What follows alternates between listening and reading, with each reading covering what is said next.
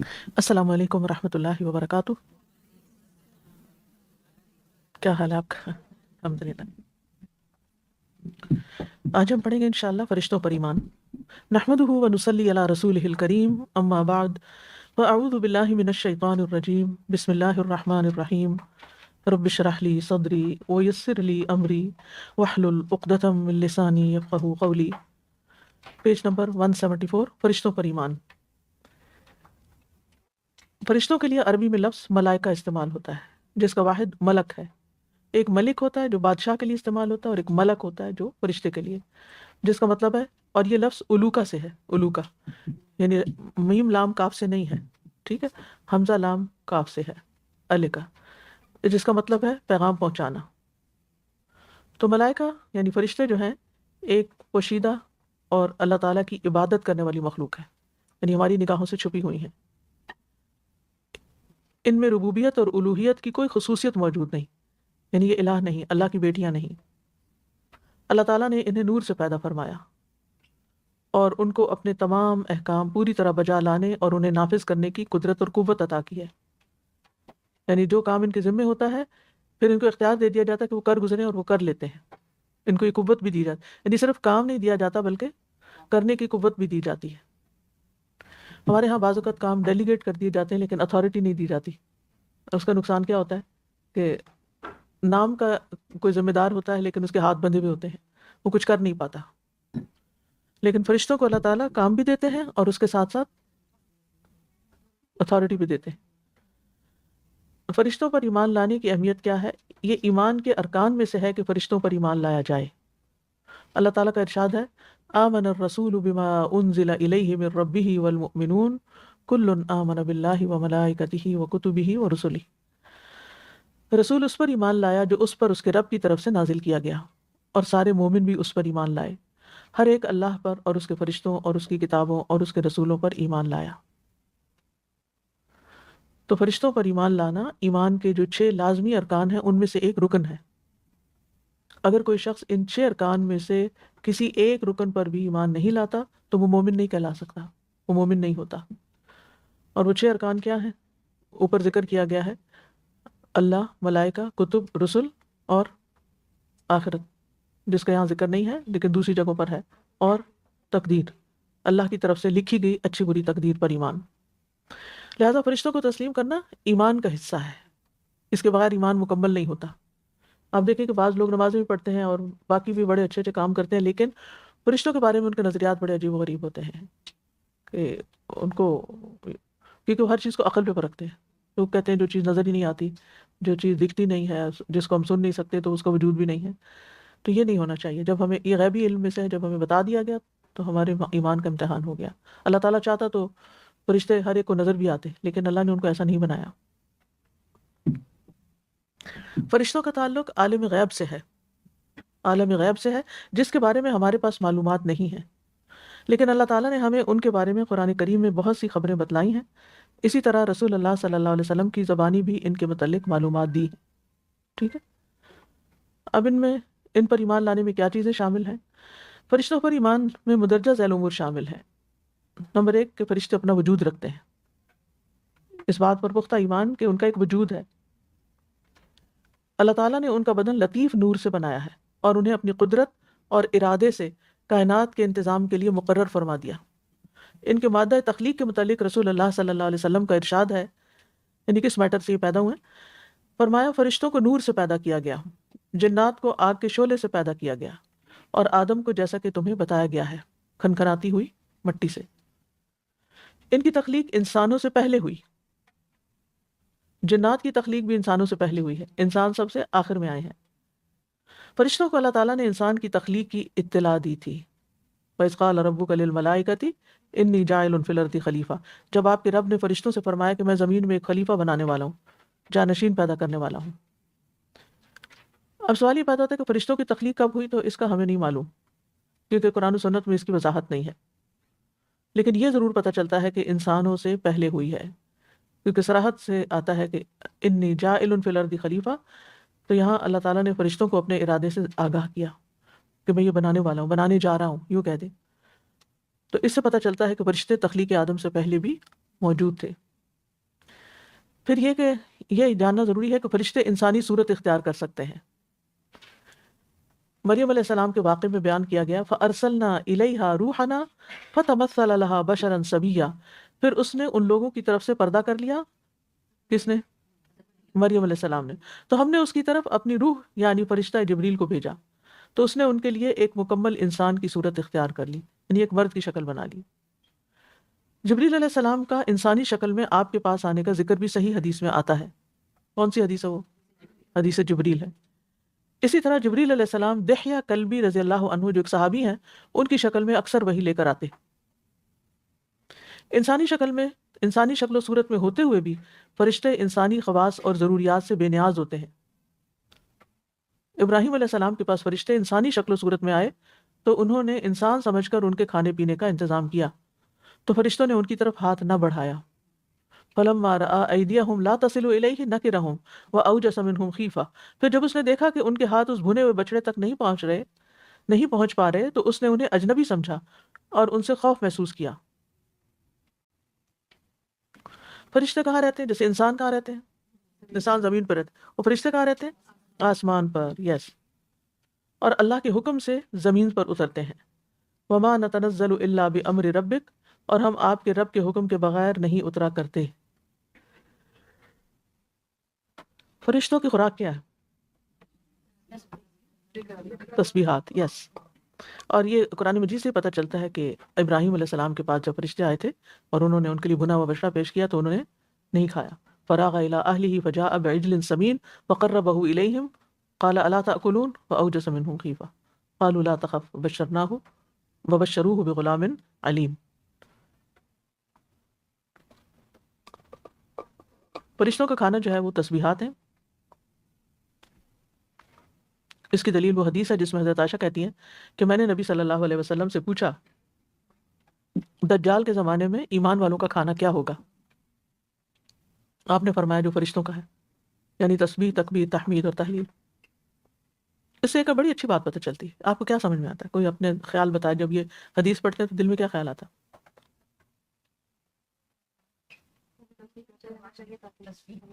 مجھے تو یہ سمجھ آتا ہے کہ جس وقت مجھے بھوک لگی اور میرے پاس کھانے کو کچھ نہ ہو تو تسبیح شروع کر دوں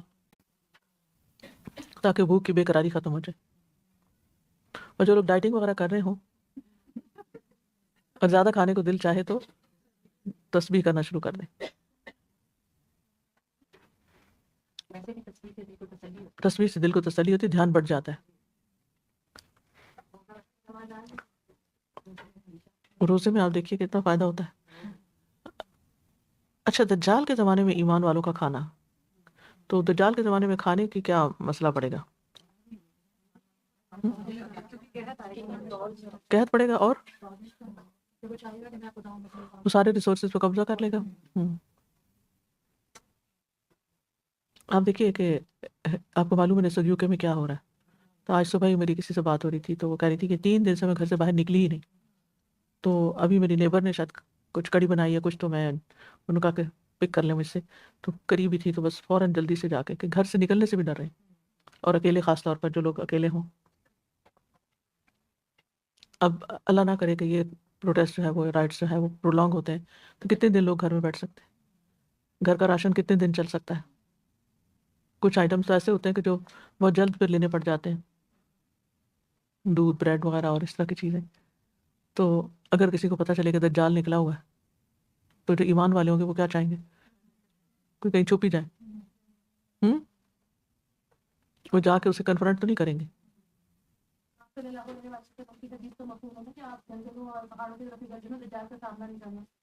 جی، یعنی اپنے ایمان کو بچانے کے لیے۔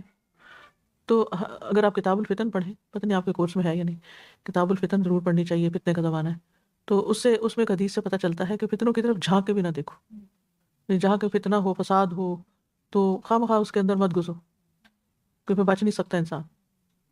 اور زندگی بڑی قیمتی ہے، اس میں کوئی بھی غلط ڈیسیژن جو ہے نا انسان کا، وہ انسان کو کہیں سے کہیں لے جا سکتا ہے۔ تو اپنی آخرت اور انجام کا ہمیشہ فکر ہونا چاہیے۔ من حسن اسلام المرء ترکہ ما لا یعنی، جو چیزیں جن چیزوں میں ہم کچھ کر نہیں سکتے نا، تو بلا وجہ ان کے اندر ہاتھ نہ ڈالیں۔ ہمیں ہر چیز کا مکلف نہیں بنایا گیا، لا یکلف اللہ نفسا الا وسعها۔ ہاں یہ ضرور ہے کہ جو لوگ کسی مشکل کا شکار ہوں ان کے لیے دعا مانگیں، اور ویسے اگر کوئی مدد کر سکے تو کریں، لیکن رسپانسبل کیسے ہو سکتے ہیں جو ہماری جو ہاتھ میں نہیں کچھ، تو اس کے بارے میں محض باتوں سے تو کچھ نہیں ہوتا۔ اللہ تعالیٰ ہر فتنے سے محفوظ رکھے اور ایمان کی سلامتی کے ساتھ دنیا سے جائیں، سب سے قیمتی چیز ہمارے ساتھ ہے۔ پھر یہ کہ اور کیا جاننا چاہیے فرشتوں کے بارے میں، کہ فرشتے کے پر بھی ہیں، اڑتے ہیں، اور ان کے پروں کی تعداد میں وہ ایک دوسرے سے مختلف ہے۔ سورۃ فاتر میں ہے الحمد للہ الذی فاطر السماوات والارض جاعل الملائکۃ رسلا اولی اجنحۃ مثنی وثلاث ورباع یزید فی الخلق ما یشاء۔ سب تعریف اللہ ہی کے لیے ہے جو آسمانوں اور زمین کا پیدا کرنے والا ہے، فرشتوں کو پیامبر بنانے والا ہے، جو دو دو اور تین تین اور چار چار پروں والے ہیں، وہ جو چاہتا ہے تخلیق میں اضافہ کرتا ہے۔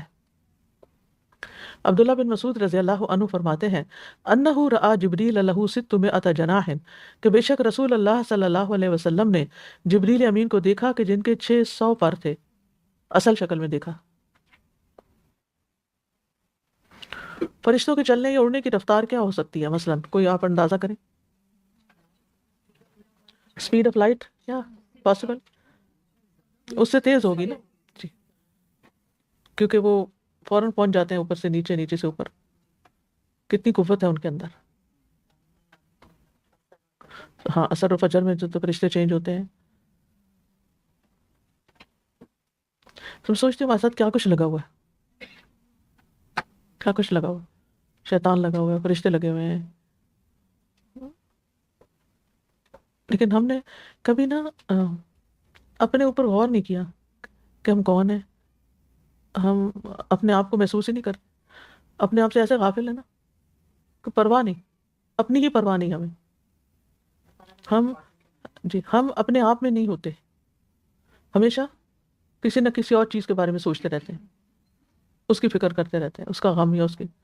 تو آپ دیکھیں کہ غم سے نکلنے کا ایک ہی طریقہ ہے کہ انسان، یعنی ایک ہی طریقہ سے مراد میرا یہ نہیں ہوتا دیٹ از دی اونلی طریقہ، دس از ون آف دا طریقہ، ٹھیک ہے، کہ انسان اپنے آپ کو ڈیٹیچ کرے ماضی سے اور مستقبل سے، اور حال میں جو نعمتیں ہیں ان کو محسوس کرے، اس پر فوکس کریں۔ اگر دن میں کئی دفعہ آپ پریکٹس کریں گے نا تو آپ کے دل کو قرار آ جائے گا، ورنہ دوسروں کی باتیں، چیزیں، پریشانی کی خبریں، یہ سب انسان پہ حاوی ہوئی رہتی ہیں، اور اس طرح انسان اپنی انرجی کو گھلاتا رہتا ہے، فائدہ کچھ بھی نہیں۔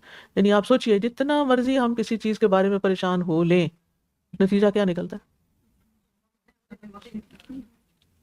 مثلاً اگر کل کا دن اپنا قریب کا محاسبہ کر لیں اور اس سے سبق سیکھ لیں، کل کا دن جو میرا گزرا، اپنے آپ سے سوال کریں کیا میرے اندر کوئی پریشانی آئی؟ ہاں وہ فلاں پریشانی تھی صبح سے مجھے، پھر اینڈ آف دا ڈے کیا ہوا؟ اور جب رات سوئے اور دوبارہ اٹھے تو کیا ہوا؟ تو پھر سارا دن پریشان رہنے کا کیا فائدہ ہوا؟ کچھ فائدہ نہیں ہوا۔ ٹھیک ہے، اٹس نیچرل کہ ہم جو چیزیں ہماری ہاتھوں سے باہر نکلی ہوئی ہوتی ہیں ان کے لیے ہم پریشان ہوتے ہیں، لیکن اس کو ہم چلے پوری طرح ختم نہ صحیح منیمائز تو کر ہی سکتے ہیں نا، اور کرنا چاہیے۔ کچھ لوگ خود کسی ایسی کشمکش کا شکار ہوتے ہیں، پھر دوسروں کو بھی ساتھ انوالو کر لیتے ہیں، انہیں اپنی پریشانیوں کا خبرنامہ ضرور سنانا ہوتا ہے، اور پھر یہ کنٹیجیس ہوتی ہے نا۔ آپ نے دیکھا ہوگا کہ جب کسی کی ڈیتھ پہ آپ جاتے ہیں تو اس وقت اس ڈیڈ باڈی یا اس میت کی بات تھوڑی بہت ہوتی ہے، ایکسٹرا باتیں کیا ہوتی ہیں؟ ہم؟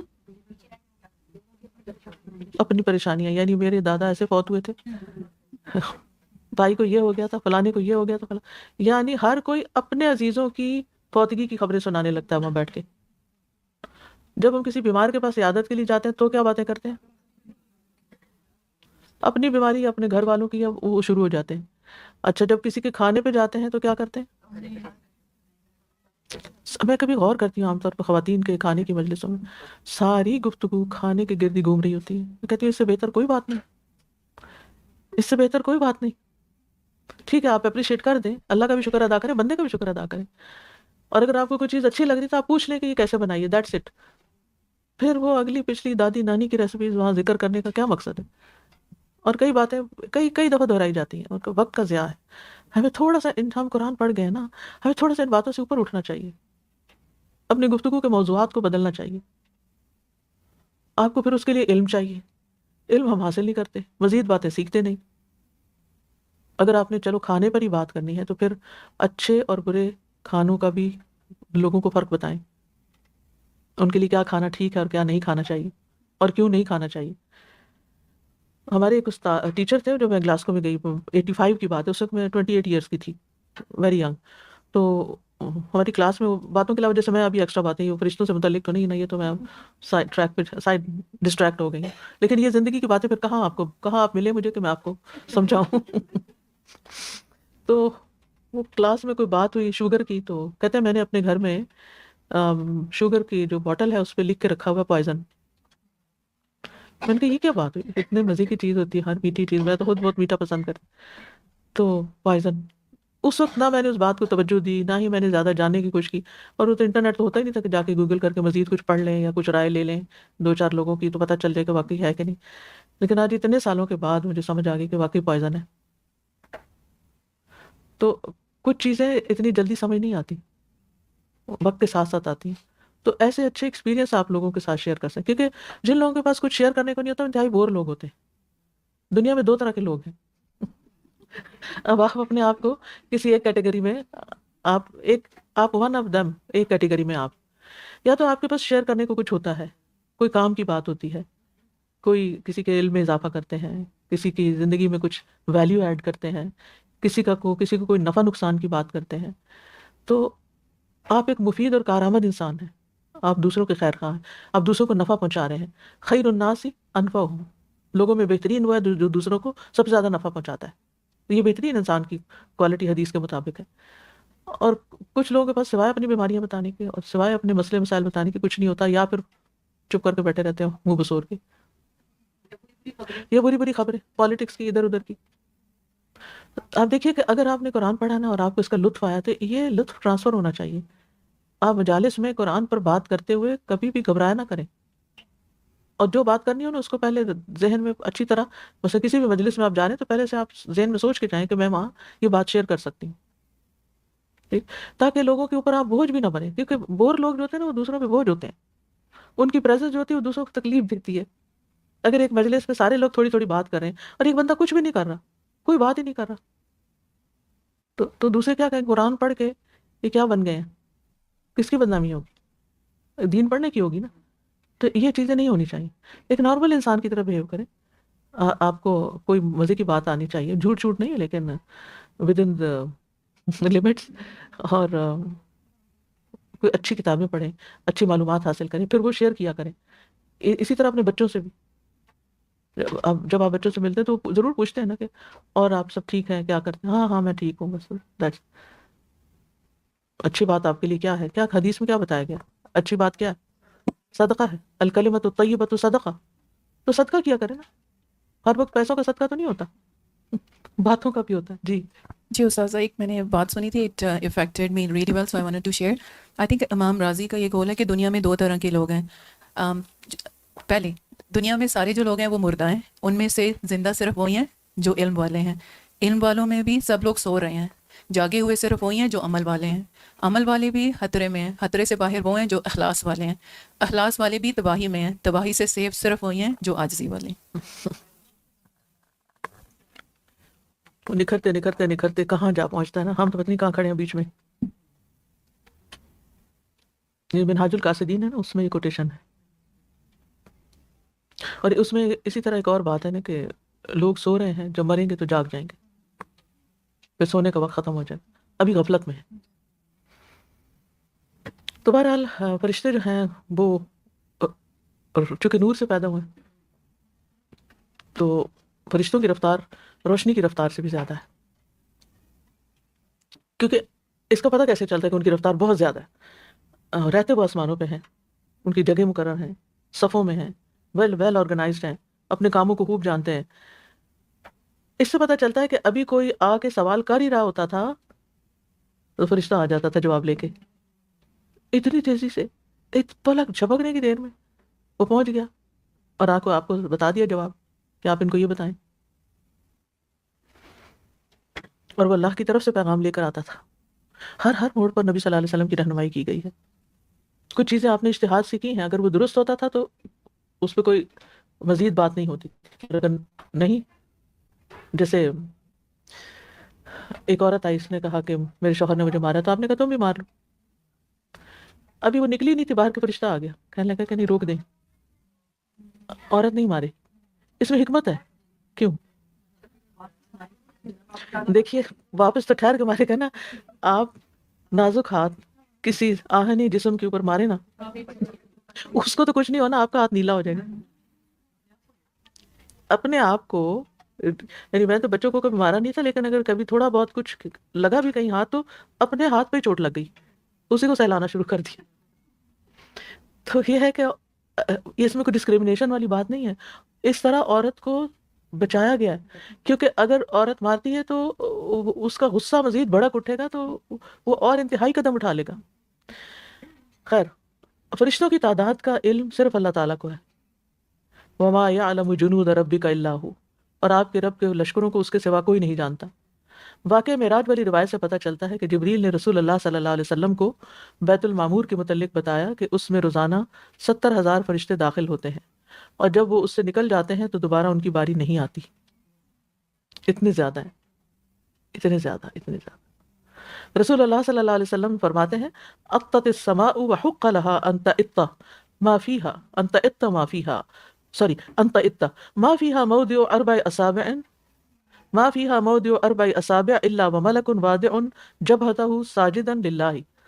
آسمان چرچراتا ہے، اور اس کا حق ہے کہ وہ چرچرائے، کیونکہ اس میں تو 4 انگلی کی جگہ نہیں، مگر فرشتہ وہاں اپنی پیشانی اللہ کے لیے سجدے میں رکھے ہوئے ہے. 4 انگلی جگہ نہیں جو خالی ہو. اتنی عبادت ہو رہی ہے اللہ کی. اللہ کو ہماری نمازوں کی کیا ضرورت ہے؟ فرشتوں کے نام اور فضائل اور کام قرآن مجید یا احادیث رسول صلی اللہ علیہ وسلم میں خاص طور پر جن فرشتوں کے نام ذکر ہوئے ہیں، جیسے جبرائیل، میکائیل، اسرافیل، مالک، ہاروت، ماروت وغیرہ، یا جن کا کوئی وصف بیان ہوا ہے جیسے نگران، نگہبان، قوت والا، بلند مرتبہ والا وغیرہ، یا کوئی ذمہ داری ذکر ہوئی ہو جیسے موت کا فرشتہ، پہاڑوں کا فرشتہ، یا اجمالاً یعنی مختصراً جن کی ذمہ داریوں کا ذکر ہوا ہے جیسے عرش اٹھانے والے، کرامن کاتبین وغیرہ، ان سب پر اسی طرح ایمان لانا ضروری ہے جس طرح ذکر ہوا ہے. پھر اہم بات یہ ہے کہ فرشتوں سے دشمنی رکھنے سے بچنا ضروری ہے. ارشاد باری تعالیٰ ہے، من کان عدوا للہ وملائکتہ ورسلہ وجبریل ومیکال فإن اللہ عدو للکافرین. جو کوئی اللہ کا اور اس کے فرشتوں کا اور اس کے رسولوں کا اور جبریل کا اور میکائیل کا دشمن ہے، تو بے شک اللہ ایسے کافروں کا دشمن ہے.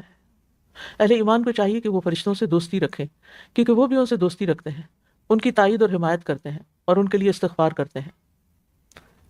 اللہ تعالیٰ کا ارشاد ہے، ان الذین قالوا ربنا اللہ ثم استقاموا تتنزل علیہم الملائکۃ الا تخافوا ولا تحزنوا وابشروا بالجنۃ التي کنتم توعدون نحن اولیاؤکم فی الحیاۃ الدنیا وفی الآخرہ. بے شک وہ لوگ جنہوں نے کہا اللہ ہمارا رب ہے، پھر انہوں نے استقامت اختیار کی، ان پر فرشتے یہ کہتے ہوئے اترتے ہیں کہ نہ تم ڈرو اور نہ غم کرو، اور خوش ہو جاؤ اس جنت کے ساتھ جس کا تم وعدہ دیے جاتے تھے. دنیا کی زندگی میں بھی ہم تمہارے دوست تھے اور آخرت میں بھی دوست رہیں گے. ٹھیک ہے، کتنی خوبصورت آیت ہے یہ. استقامت کا یہ اجر ہے. یعنی اگر آپ دیکھیں تو اللہ کو رب مان کر جو استقامت اختیار کرنی ہے، کہ اس آخری دم تک اسی کو رب ماننا ہے، اسی کے دین پر رہنا ہے، تو اس کا یہ اجر بتایا گیا. ان کے لیے خوشخبری، دین کے رستے پہ آ کر پھر اس رستے کو چھوڑ دینے والوں کے لیے نہیں ہے. آپ کچھ کہہ رہے ہیں؟ مائک لیجیے. استاذہ، یہ جو صبح ہم دعا پڑھتے ہیں، اللہم انی اصبحت اشہدک واشہد حملۃ عرشک وملائکتک وجمیع خلقک، کتنی پیاری دعا ہے کہ ہمیں تو پتہ بھی نہیں کہ فرشتے کتنے ہیں، اور وہ سب کو ہم اپنا گواہ بنا رہے ہیں کہ ہم اللہ تعالیٰ کو کہتے ہیں انک انت اللہ لا الہ الا انت. بالکل. بہت پیاری دعا ہے وہ بھی. استاذہ جی، یہ بیت المعمور کا کیا مطلب ہے؟ جیسے جہاں بیت اللہ ہے نا، اس کے عین اوپر 7ویں آسمان پر ایک گھر ہے اسی طرح، جس پہ فرشتے طواف کرتے ہیں. انسان تو زمین پہ کرتے ہیں، زمین پہ رہتے ہیں، تو فرشتوں کے لیے طواف کی جگہ وہ ہے.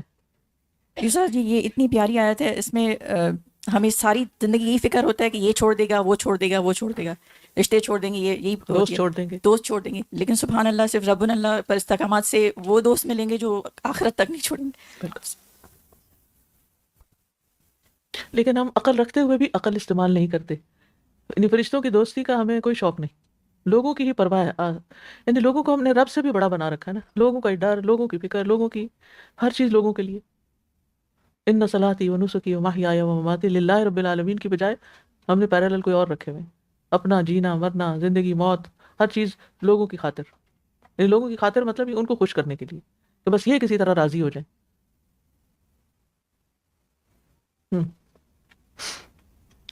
پھر اسی طرح جسامت اور فضیلت میں فرشتے مختلف درجہ بندیاں رکھتے ہیں، سب فرشتے یکساں نہیں، ایک جیسے نہیں ہیں۔ فرشتوں میں سے افضل ترین فرشتے وہ ہیں جو جنگ بدر میں شریک ہوئے تھے۔ جبرائیل وغیرہ اور جو بڑے فرشتے ہیں تو اپنی جگہ ہیں ہی۔ تو بدر میں جو فرشتے حاضر ہوئے تھے ان کے بارے میں آتا ہے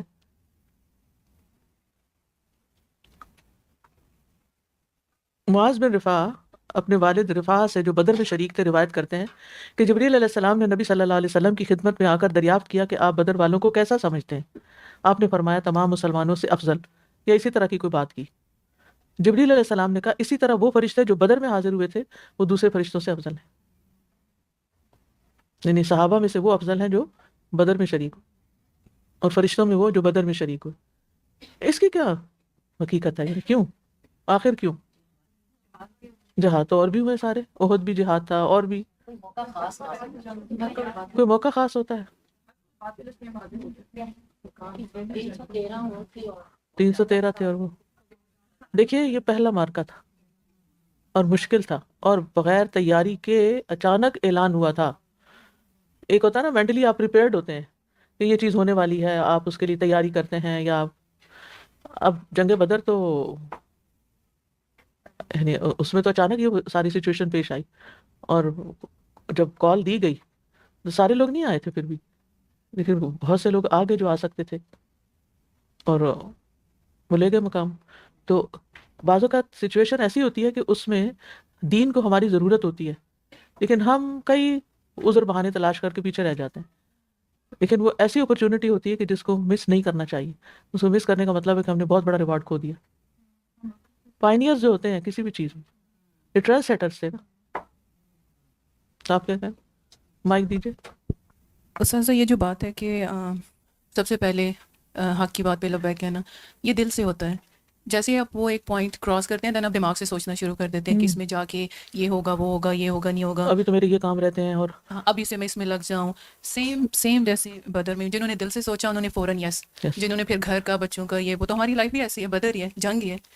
پہلے اسٹیپ پہ اللہ کا پیغام آ جائے یس، اس کے بعد پھر وہی گھر دنیا یہ وہ، آپ کی پلاننگ آپ کی لائف آپ کی وہ سب آ جاتا ہے، then you sit back, then you stop if you cross that. So دیکھیے کہ یہ قربانی کا موقع تھا نا، بدر ایک قربانی کا موقع تھا، اسلحہ بھی خاص نہیں تھا، سواریاں تو تھی نہیں۔ اچھا میں سمجھتی تھی کہ وہ مدینہ سے نکل کے نا 2-3 میل کے فاصلے پہ کہیں بدر ہے، مجھے ہمیشہ میرے مائنڈ پتہ نہیں کہاں سے یہ بات آ گئی، شاید جب پڑھی بدر کے بارے میں تو کوئی اتنا میں نے تو اس پہ کوئی میں نے چیز ہی نہیں پڑھی۔ اچھا ایک دفعہ ہم عمرے پر گئے تو انہوں نے کہا کہ اس دفعہ نا ہم آپ کو بدر کے راستے سے لے کے جائیں گے۔ میں نے کہا چلے ٹھیک ہے، یہ تو اچھا ہے، ہم بدر دیکھ لیں گے۔ تقریباً 80 کلومیٹر تھا اور پہاڑی راستہ سارا، اتنے بڑے بڑے پہاڑ، میں تو حیران پریشان، میں نے کہا اتنی دور آئے تھے اور اس مشکل، اور وہاں تو گرمی بھی کتنی ہوتی ہے، سردیوں میں بھی دھوپ میں چلنا پڑے تو کتنی گرمی ہوتی ہے وہاں۔ تو اس دن مجھے قدر آئی کہ یعنی صحابہ کی قدر آئی کہ کس طرح وہ تیار ہو گئے، نہ ساز و سامان نہ سواریاں نہیں تھیں، یعنی پیدل آنا پڑا۔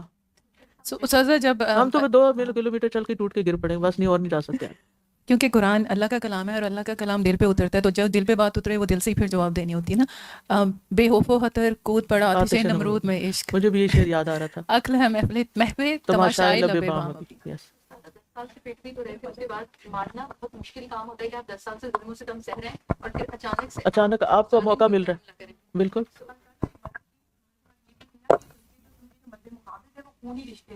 جی، یہ بھی تھا، خونی رشتے مد مقابل تھے، بڑی اہم بات ہے یہ بھی، تعداد بھی کم تھی،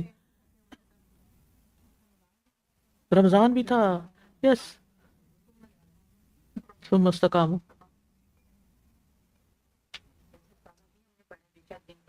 جن لوگوں نے کہا ہمارا بدلہ اس پر قائم رکھے، ان پر وہ قائم رہے نا، اپنی بات پہ قائم رہے۔ بالکل یقین کی انتہا لگتی ہے نا مجھے یہاں، کیونکہ جب تک یقین نہ ہو تو انسان کے اندر وہ ہمت جرأت نہیں ہوتی، پھر پیشن نہیں ہوتا جب۔ ہاں اس وقت بالکل بہت مشکل، کیونکہ وہ تو بالکل پہلی بار تھی ہر چیز میں۔ ان کا اذهب انت وربك فقاتلا، انہیں نہیں پتا تھا کہ ہمیں کیا ملے گا، ہم اتنے افضل ہو جائیں گے، اور اسی نے فار لائف سرٹیفکیٹ دے دیا کہ اب یہ جو بھی کریں ان کا اللہ ان کو بخش دیا ان کو. اچھا، اب ایک سوال یہ بھی پیدا ہوتا ہے کہ کیا جن اور فرشتے فوت ہوتے ہیں؟ جن تو فوت ہوتے ہیں. اچھا، تو اگر فوت ہوتے ہیں تو کیا ان کا جنازہ ہوتا ہے؟ انہیں دفن کہاں کیا جاتا ہے؟ کیونکہ کلو من علیہا فان ہے نا، تو اس لیے یہ بات تو ہے کہ فنا تو ہے، فوت تو ہوتے ہیں، کیونکہ صرف اللہ کی ذات ہے کہ جس کو موت نہیں آئے گی.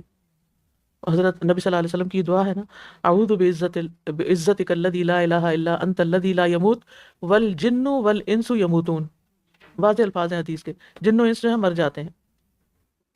اب جہاں تک ان کے دفن کہاں ہوتے ہیں مرنے کے بعد، نماز جنازہ ہوتی ہے کہ نہیں، ان کی عمر کتنی ہوتی ہے، بیمار ہوتے ہیں کہ نہیں، یہ سب غیب کا علم ہے، ہمیں نہیں پتا. انسان تو مٹی سے بنا ہے نا، تو وہ مٹی کے اندر چلا جاتا ہے، ان کی تو تخلیق ہی ڈفرینٹ ہے. بالکل.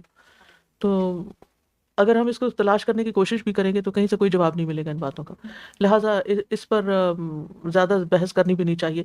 اور عموماً یہ ہوتا ہے کہ لوگ اس طرح کے سوال کر دیتے ہیں نا، تو ایک جواب ہے، یہ غیب کا علم ہے، ہمیں نہیں معلوم، لا ادری.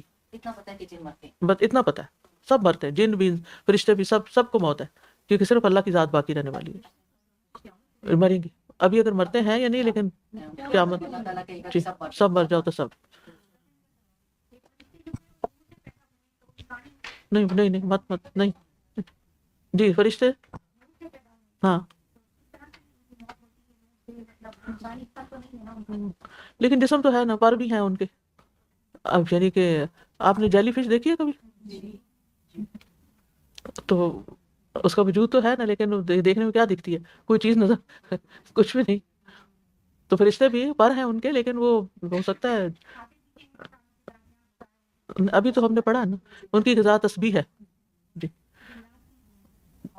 جنات کی ان سے پوچھنا پڑے گا کیا کھاتے ہیں، کیا پسند کرتے ہیں. ہوا کھاتے ہوں گے، ہڈیاں وغیرہ اور اس طرح کی چیزیں کھاتے ہیں، اور باقی تفصیل نہیں پتا. جیسے کوئی جن قابو آیا تو اس سے پوچھیں گے.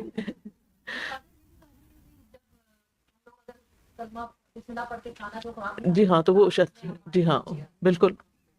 رسول اللہ صلی اللہ علیہ وسلم نے فرمایا، رأیت جبریل عند سدرۃ المنتہی علیہ 600 جناح ينثر من ریشہ التحاویل الدر والیاقوت. سبحان اللہ، یہ فرشتوں کا حسن ہے. میں نے سدرۃ المنتہی کے پاس جبریل کو دیکھا جن کے 600 پر تھے، ان کے پروں سے موتی اور یاقوت جھڑ رہے تھے. اور ایک اور جگہ پر آتے گرین کلر کا تھا اور اس کے موتی اور یاقوت. کتنا خوبصورت ہوگا. قرآن مجید میں بھی جبریل علیہ السلام کی خوبصورتی کے بارے میں آتا ہے، علمہ شدید القویٰ ذو مرۃ فاستویٰ.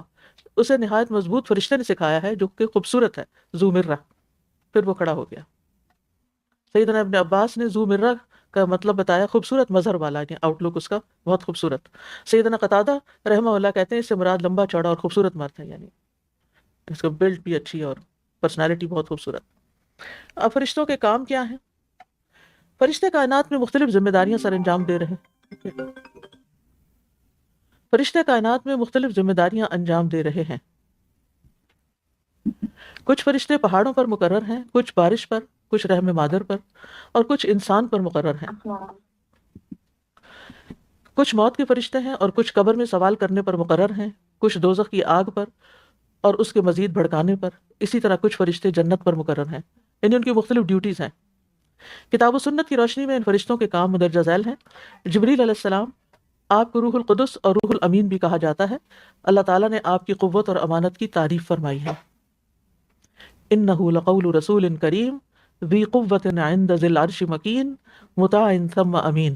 بے شک یہ قرآن یقیناً ایک معزز پیامبر کا کہا ہوا ہے جو قوت والا ہے، عرش والے کے نزدیک بلند مرتبہ ہے.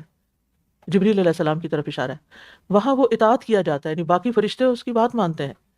امانت دار ہے، یعنی جو وحی جیسی دی جاتی ہے، جو بات بتائی جاتی ہے ویسی ہی آ کر وہ نبی صلی اللہ علیہ وسلم کو بتاتے ہیں. ان کی ذمہ داری یہ ہے کہ وہ پیغمبروں تک اللہ کا پیغام پہنچاتے ہیں. یہ بندوں اور اللہ کے درمیان ایک واسطہ ہے. اللہ تعالیٰ کا ارشاد ہے، وَإِنَّهُ لَتَنزِيلُ رَبِّ الْعَالَمِينَ نَزَلَ بِهِ الرُّوحُ الْأَمِينُ عَلَىٰ قَلْبِكَ لِتَكُونَ مِنَ الْمُنذِرِينَ بِلِسَانٍ عَرَبِيٍّ مُبِينٍ. یہ سورۃ الشعراء کی آیات ہیں. اور بے شک یہ قرآن رب العالمین کی طرف سے نازل کردہ ہے، جسے روح الامین لے کر اترا ہے اور روح الامین سے مراد یہاں جبریل علیہ السلام ہے. آپ کے دل پر اترا ہے، یعنی محمد صلی اللہ علیہ وسلم کے دل پر، تاکہ آپ خبردار کرنے والوں میں سے ہو جائیں. نذیرن واضح عربی زبان میں ہے. واقع معراج کی روایات سے پتہ چلتا ہے کہ اس سفر کے بڑے حصے میں نبی اکرم صلی اللہ علیہ وسلم کی رفاقت یعنی ساتھ رہنے کا شرف جبریل علیہ السلام کو حاصل ہوا تھا. وہ آپ کے کمپینین تھے اس سفر میں. آپ نے جبریل علیہ السلام کو 2 بار ان کی اصل شکل میں دیکھا ہے. ایک دفعہ بعثت کے ابتدائی دور میں، یعنی جب آپ کو نبوت ملی، اور دوسری مرتبہ معراج کی رات سدرۃ المنتہا کے پاس. پھر ہے میکائیل علیہ السلام. ان کے ذمہ بارش اور روزی پہنچانے کا کام ہے. ان کے ساتھ بہت سے مددگار فرشتے بھی ہیں جو بارشوں اور ہواؤں کو حکم الہی سے مختلف سمتوں اور مقامات پر لے جاتے ہیں. یہ جو بادل جا رہے ہوتے ہیں نا، کبھی کسی طرف کبھی کسی طرف. کبھی آپ نے غور کیا کہ آج بادل کس طرف کو جا رہے ہیں؟ کہ کبھی نہیں دیکھتے. روزانہ دیکھا کریں، اللہ کی قدرت کو دیکھا کریں. یہ اللہ کا امر ہوتا ہے نا، جدھر اللہ ہوا کو حکم دے کہ ادھر لے جاؤ ادھر لے جاتی. یعنی عام طور پہ میں نے دیکھا سمر میں جو ہیں وہ ایسٹ کی طرف جا رہے ہوتے ہیں، اور آج کل تھوڑے ویسٹ کی طرف آ رہے ہیں. ہوائیں ٹھنڈی ہو گئی ہیں، سردی جب آتی ہے تو بادلوں کا رخ بدل جاتا ہے. ایک طویل روایت میں بیان ہوا ہے کہ یہودی آپ کے پاس آئے اور کہا جبریل تو جنگ، قتال اور عذاب کا حکم لے کر اترتا ہے، اس لیے ہمارا دشمن ہے. ہاں اگر آپ میکائیل کا نام لیتے جو رحمت، نباتات اور بارش لے کر آتا ہے تو پھر آپ کی بات قابل قبول تھی. کیونکہ یہود نے آپ سے پوچھا تھا نا کہ آپ کے پاس وہی کون لاتا ہے، تو آپ نے جبریل کا بتایا، تو کہا ہم تو اس کو نہیں مانتے، وہ تو ہمارا دشمن ہے.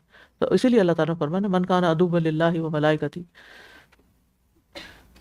پھر ہے اسرافیل علیہ السلام. یہ ایک بزرگ فرشتہ ہیں جن کا خصوصی ذکر نماز تہجد کی دعا میں ملتا ہے. آپ صلی اللہ علیہ وسلم فرماتے ہیں اللہم رب جبرائیل و میکائیل و اسرافیل فاطر السماوات والارض عالم الغیب والشہادہ انت تحکم بین عبادک فیما کانوا فیہ یختلفون اہدنی لما اختلف فیہ من الحق اہدنی لما اختلف فیہ من الحق باذنک انک تہدی من تشاء الی صراط مستقیم. اے اللہ، جبریل اور میکائیل اور اسرافیل کے رب، آسمانوں اور زمین کو پیدا کرنے والے، غیب اور حاضر کے جاننے والے، تو اپنے بندوں کے درمیان فیصلہ کرے گا جس میں وہ اختلاف کرتے رہے. جن چیزوں میں اختلاف کیا گیا ان میں اپنے حکم سے میری حق کی طرف رہنمائی فرما. یہ بڑی خوبصورت دعا ہے. یعنی جن چیزوں میں لوگ اختلاف کرتے ہیں تو مجھے حق کی راہ دکھا، کیونکہ تو جس کی چاہتا ہے سیدھے رستے کی طرف رہنمائی کرتا ہے. یعنی یہ صرف اور صرف اللہ سبحانہ وتعالیٰ کا کام ہے ہدایت دینا. ہدایت 2 طرح کی ہوتی ہے نا، کون کون سی؟ ہدایت ارشاد اور توفیق. ہدایت ارشاد اللہ کی طرف سے ہے وحی کی صورت میں، اور توفیق تو صرف اللہ کی طرف سے، جبکہ ہدایت ارشاد میں بندے بھی مرشد ہو سکتے ہیں، معلم ہو سکتے ہیں، آپ کو راہ دکھا سکتے ہیں. پھر ہے صاحب السور. بعض لوگ ان کو اسرافیل کہتے ہیں، ٹھیک ہے، تو صاحب السور کا نام اسرافیل نہیں ہے. ان کی ذمہ داری سور پھونکنا ہے. انہیں صاحب القرن بھی کہا گیا ہے. اللہ کے حکم سے یہ 3 بار سور پھونکیں گے. ابو سعید خدری رضی اللہ عنہ سے روایت ہے، وہ کہتے ہیں کہ رسول اللہ صلی اللہ علیہ وسلم نے فرمایا میں کیسے خوش رہ سکتا ہوں جبکہ سور والے نے اپنا منہ سور پر رکھا ہوا ہے، اپنی پیشانی کو جھکایا ہوا ہے، کان متوجہ کر رکھے ہیں، اور منتظر ہے کہ کب پھونکنے کا حکم ملتا ہے تو وہ پھونک دے. مسلمانوں نے کہا اللہ کے رسول ہمیں کیا کرنا چاہیے؟ آپ نے فرمایا کہو حسبنا اللہ و نعم الوکیل توکلنا علی اللہ. ہمیں اللہ کافی اور وہ بہترین کارساز ہے، ہم اللہ ہی پر بھروسہ رکھتے ہیں.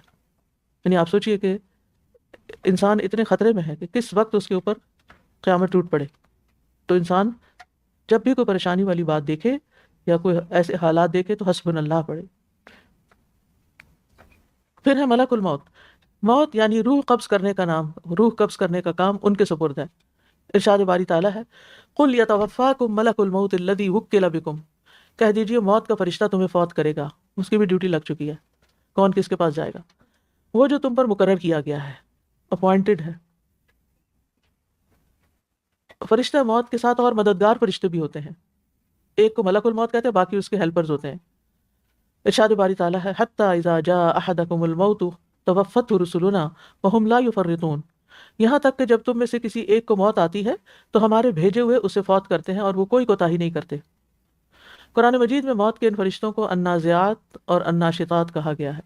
النازعات سے مراد وہ فرشتے ہیں جو کافروں کی روحوں کو انتہائی سختی، شدت اور عذاب دے کر کھینچتے ہیں، جبکہ الناشطات سے مراد رحمت کے فرشتے ہیں جو اہل ایمان متقی لوگوں کی ارواح کو انتہائی نرمی اور محبت سے کھینچتے ہیں. اللہ ہمارے لیے آسانی کرنا، مشکل مرحلہ ہے. جی آپ یہ ابھی کسی نے اتنی پیاری بات بتائی، انہوں نے کہا کہ سارے لوگ حسن خاتمہ مانگتے ہیں، حسن خاتمہ مانگتے ہیں، حسن زندگی بھی مانگ لیا کریں کہ دنیا زندگی بھی اچھا گزارے تاکہ آپ کا خاتمہ حسن پہ ہی ہو، بالکل خوبصورت ہی ہو۔ جیسی زندگی ہوگی ویسے ہی انجام ہوگا۔ پھر ہے روح لے کر چڑھنے والے فرشتے۔ ابو ہریرہ رضی اللہ عنہ کہتے ہیں کہ مومن کی روح جب نکلتی ہے تو دو فرشتے اسے لے کر اوپر چڑھتے ہیں، دو فرشتے ہیں اس پر، نکالنے والا ایک ہے جو اندر سے نکالتا ہے، پھر وہ فرشتوں کے حوالے کرتے کفن میں لپیٹ کے دے دیتا ہے، پھر وہ لے کے اوپر چلے جاتے ہیں۔ آسمان والے کہتے ہیں کیسی پاک روح زمین کی طرف سے آئی ہے، اللہ تجھ پر اور اس بدن پر رحمت نازل کرے جس کو تو آباد رکھتی تھی۔ اس کے بعد اس کے رب عز و جل کے سامنے اس کو لے جایا جاتا ہے۔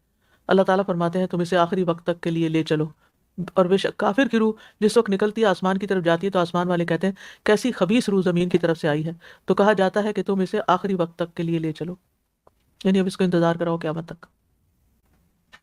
منکر نکیر وہ فرشتے ہیں جو مرنے کے بعد قبر میں آدمی سے سوالات کرتے ہیں۔ ابو ہریرہ سے روایت ہے کہ رسول اللہ صلی اللہ علیہ وسلم نے فرمایا جب میت کو قبر میں رکھ دیا جاتا ہے تو اس کے پاس دو سیاہ رنگ کے نیلی آنکھوں والے فرشتے آتے ہیں، رنگ کالا آنکھیں نیلی، ان میں سے ایک کو منکر اور دوسرے کو نکیر کہا جاتا ہے، اور یہ سخت انٹرویو لیں گے۔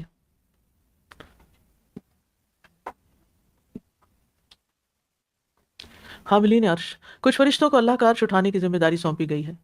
قرآن مجید میں ہے الذین یحملون العرش ومن حولہ یسبحون بحمد ربہم ویؤمنون بہ ویستغفرون للذین آمنوا، اور وہ فرشتے جو عرش کو اٹھائے ہوئے ہیں اور جو اس کے ارد گرد ہیں وہ اپنے رب کی تسبیح اس کی حمد کے ساتھ کر رہے ہیں، اور وہ اس پر ایمان رکھتے ہیں اور ایمان والوں کے لیے بخشش مانگتے ہیں۔ اسی طرح فرمایا وَيَحْمِلُ عَرْشَ رَبِّكَ فَوْقَهُمْ يَوْمَئِذٍ ثَمَانِيَةٌ، آپ کے رب کا عرش اس دن 8 فرشتے اپنے اوپر اٹھائے ہوئے ہوں گے۔ اور آپ کو معلوم ہے نا کہ حاملین عرش کتنے بڑے فرشتے ہیں۔ نبی صلی اللہ علیہ وسلم نے فرمایا مجھے کہا گیا ہے فرشتے کی طرف سے کہ میں تمہیں حاملین عرش میں سے ایک فرشتے کے متعلق بتاؤں، بلا شبہ اس کے کانوں کی لو سے اس کے کندھے تک کا فاصلہ یعنی بیچ کی گردن 700 سال کے سفر کے برابر ہے۔ تو کتنا ہیوج ہوگا۔ پھر جنت کے فرشتے، یہ جنت کے دربان ہیں۔